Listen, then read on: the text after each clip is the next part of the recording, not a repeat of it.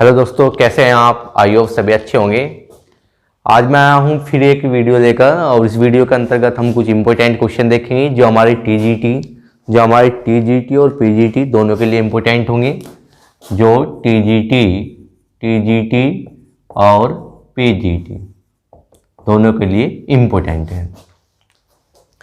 और क्वेश्चन के लिए देखेंगे हम इसमें। सबसे पहला हमारा क्वेश्चन क्या है? सबसे पहला हमारा क्वेश्चन है कि बोनस या अधिमान अंश क्या है।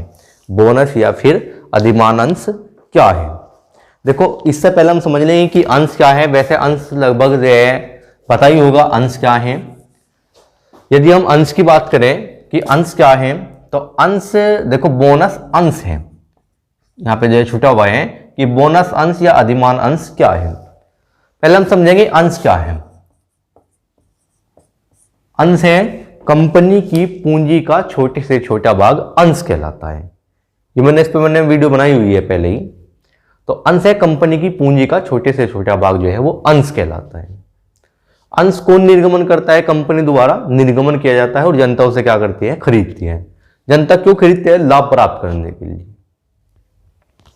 तो अब बात आई हमारी कि बोनस अंश क्या है। तो बोनस अंश से जैसा सपोज करो किसी अंशधारी ने कंपनी के कितने 1000 अंश परचेज किए, तो कंपनी ने खुश होकर कंपनी के जो संचालक हैं उन्होंने जो है खुश होकर उस अंशधारी को 10 अंश बोनस के तौर पर दे दिए। तो जो 10 अंश दिए इन्हीं के लिए कोई चार्ज नहीं लिया, उन्हें फ्री दे दिए। तो ये क्या कहलावेगी? ये कहलावेगी बोनस अंश। ये होंगे बोनस अंश। ये कंपनी के संचालकों ने फ्री दिए। एक बात और है कि बोनस अंश टैक्स फ्री होते हैं। इन पर कोई टैक्स पे नहीं करना होता। ये टैक्स फ्री होंगे क्योंकि ये क्या एक तरह से आय तो है उनकी कि उन्होंने जो है क्या किया, खरीदा तो है नहीं, क्या मिलेगा उन्हें अलग से कुछ जो है फ्री मिला, तो इस वजह से उन पर कोई टैक्स नहीं दे होगा। ठीक है, बोनस अंशों की विशेषता है। इसके बाद नंबर नेक्स्ट क्वेश्चन यदि हम देखें, देखो इसका एक नाम और भी है। बोनस अंश कहो या फिर क्या कहो, अधिलाभांश अंश भी बोलते हैं। नंबर नेक्स्ट क्वेश्चन है। देखो इंपॉर्टेंट क्वेश्चन है जो बोनस अंश है, ये इंपॉर्टेंट है। इसके बाद ही नंबर नेक्स्ट, ये भी इंपॉर्टेंट है और ये पेपर में पूछे भी गया है। एकीकरण क्या है? एकीकरण क्या है? ये टीजीटी में पूछा गया है कि एकीकरण क्या है। ठीक है, एकीकरण में क्या होगा? एकीकरण में दो कंपनियां आपस में मिल जाएगी, जुड़ जाएगी। ठीक है, आपस में एक दूसरे के सहयोग करने के लिए या एक दूसरे के सहयोग के लिए दोनों का व्यापार एक जगह इकट्ठा हो जाएगा। ठीक है, तो वो क्या कहलाएगा? एकीकरण होगा। इसमें लिखा भी है कि दो या दो से अधिक कंपनियों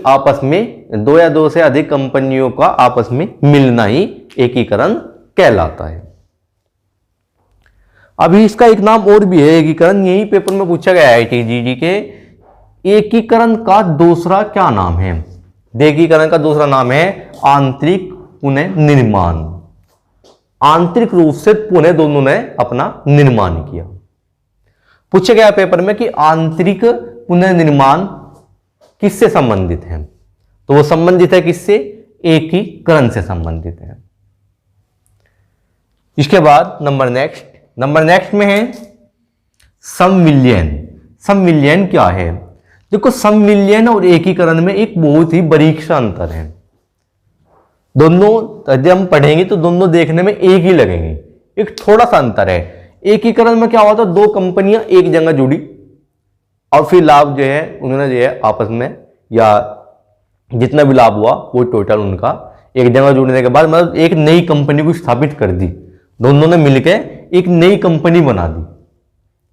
ठीक है, अब क्या होगा? संविलियन में क्या होगा? संविलियन में एक कंपनी दूसरी कंपनी को क्रय कर लेती है, खरीद लेती है।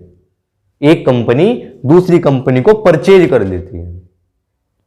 ठीक है, तो वो क्या होगा? जब वो परचेज कर लेगी तो जो पहली कंपनी जो खरीदेगी कंपनी और जो बिकने वाली कंपनी है वो संविलियन हो जाएगी। क्या में? जिसने खरीद दी। ठीक है, सपोज करो जो हमारी ए कंपनी है, इसने किसे परचेज करी, जो परचेज कर ली वो बी को कर ली, तो जो बी को परचेज कर दे तो ये क्या होगी, सम्मिलियन होगी। क्या एम है, ए में सम्मिलियन होगी। ठीक है, तो सम्मिलियन में क्या होगा, कंपनी खरीद ली जाती है दूसरी कंपनी द्वारा। और यहां क्या होता है, कोई खरीदता नहीं, सब अपने अपनी पूंजी जो है, कंपनी एक बड़ी कंपनी को निर्माण कर देती है एकीकरण में। एकीकरण में एक कंपनी, बड़ी कंपनी, दोनों अपनी अपनी पूंजी लगाती है और एक बड़ी कंपनी को जन्म देती है। और सम्मिलियन में क्या होगा, परचेज करा जाएगा। इसके बाद नंबर नेक्स्ट में है क्या, ये कहा एफडीआई। एफडीआई क्या है, एफडीआई है प्रत्यक्ष विदेशी निवेश। प्रत्यक्ष रूप से विदेशी निवेश होगा किसके थ्रू, एफडीआई के थ्रू। फुल फॉर्म क्या है, डायरेक्ट फॉरेन इन्वेस्टमेंट। डायरेक्ट रूप से फॉरेन में जो है अपना पैसा इन्वेस्ट कर सकते हैं, किसके थ्रू, एफडीआई के अंतर्गत। इसके बाद नंबर नेक्स्ट ये भी क्वेश्चन इंपॉर्टेंट है। सार्क क्या है, सार्क देखिए, सार्क में जो है एक संगठन है, सार्क कुछ देशों का संगठन है। इसका उद्देश्य क्या है, सार्क का उद्देश्य था जो दक्षिणी एशिया है, एशिया के जो देश हैं उनका जो है, उनमें जो है दो देश जो है बहुत ही विकासशील है, बहुत ही देश में गरीब है, तो उन्हें की गरीब को हटाने के लिए ही सार्क की स्थापना की गई। सार्क का उद्देश्य था गरीबी हटाना और एक दूसरे को सहायता प्रदान करना। तो वे देशों ने जो है एक जगह अपना संगठन किया और एक दूसरे को गरीबी हटाने के लिए और साथ साथ इसमें जो है गरीबी हटाने के लिए और एक दूसरे के सहयोग के लिए। इसमें अमेरिका सम्मिलित नहीं था, अमेरिका ने जो है इसमें कोई सहयोग नहीं दिया। दक्षिणी एशिया देश जो थे उन्होंने मिलकर जो है इसमें एक दूसरे की गरीबी हटाने के लिए सहयोग किया। तो देखते हैं इसके बारे में, सार्क के बारे में। सार्क में क्या बताया गया कि सार्क की जो स्थापना हुई वो हुई 1985 में। सार्क की स्थापना हुई 1985 में और इसके संगठन में कितने देश हैं, 7 देशों का। इसमें संगठन कितना है, 7 देशों का, 7 देश इसमें जुड़े हुए हैं सार्क में। लक्ष्य, इसका लक्ष्य क्या है, लक्ष्य है दक्षिणी एशियाई देशों की गरीबी हटाना।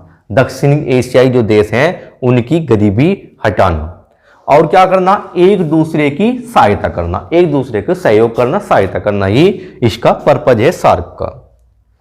7 देश कौन कौन से हैं, 7 देश हैं। भारत उसमें से एक है, पाकिस्तान भी है सार्क में, इसके साथ साथ नेपाल भी है, नेपाल की इसमें मुख्य भूमिका है। इसके साथ साथ भूटान भी है, इसके साथ साथ श्रीलंका है, मालदीव, बांग्लादेश, ये सब देश जो है 7 इसमें टोटल देश है सार्क में। इसके बाद साथ साथ इसका मुख्यालय कहाँ है, इसका मुख्यालय नेपाल में और नेपाल के काठमांडू में इसका मुख्यालय है। ठीक है, तो फिर मिलते हैं नेक्स्ट वीडियो के साथ। Thank you.